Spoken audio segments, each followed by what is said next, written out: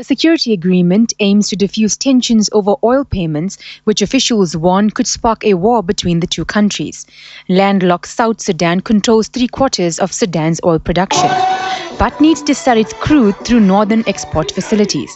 The countries still need to find a solution to their disputed border.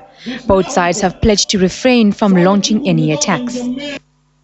Syrian forces have unleashed new tank and rocket bombardments on opposition neighborhoods in Homs. Activists claim 7 people have been killed in the latest siege. The bloodshed follows yesterday's bombings in Aleppo. 28 people died in the attacks that targeted security bases. At least 300 people have died in the last week in government crackdowns. President Bashar al-Assad has ignored repeated international appeals to halt his attacks.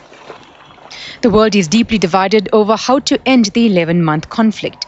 Russia and China vetoed a draft UN Security Council resolution this week that backed an Arab League call for Assad to step down. In Iran, millions of Iranians have held rallies to mark the 1979 Iranian Islamic Revolution.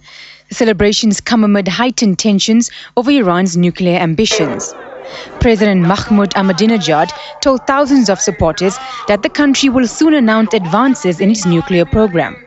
Iran's disputed nuclear work has seen the US and Europe implement new economic sanctions.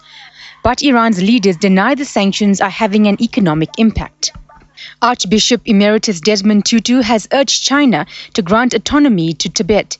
He and the Tibetan spiritual leader, the Dalai Lama, were addressing a gathering in Dharamsala. In the last year, 21 monks have set themselves alight to protest China's continued presence in Tibet. Tutu warned China that its oppressive rule could not last. We want to remind you too that this is a moral universe. There is no way in which injustice and oppression and evil can ever have the last word. Tutu is on a 5-day visit to India. He is spearheading a global movement called Girls Not Brides, which is an initiative of the elders.